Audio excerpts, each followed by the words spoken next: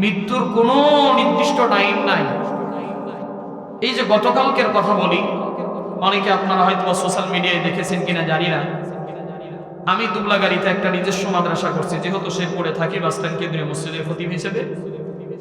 চকপতাতে একটা নিজস্ব মাদ্রাসা করছি, আবার দুবলাগাড়ি ঈদগাহ হাফেজিয়া মাদ্রাসার শিক্ষক হিসেবে ওখানে পার্ট টাইম কিছু ক্লাস নেই।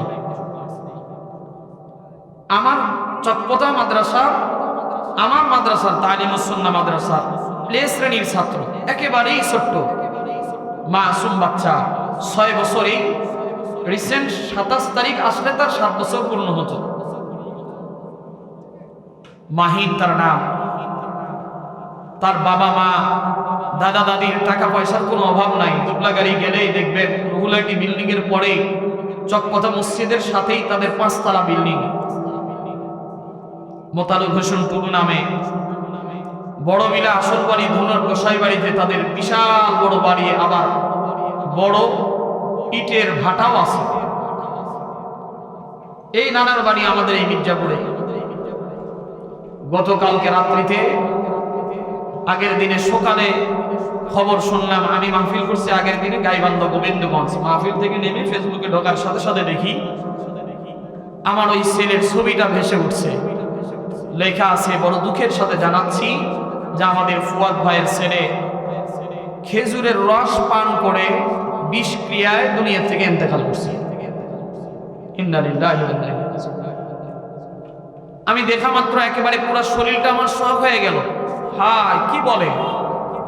3 দিন আগে তার এই ক্লাসে পরীক্ষা নিয়ে তারে ছুটি দিলাম। ক্লাসের ভিতরে কত দুষ্টুমি করে, ছোট বাচ্চা হাদিস পড়ছে, সেগুলো ভিডিও করা আছে।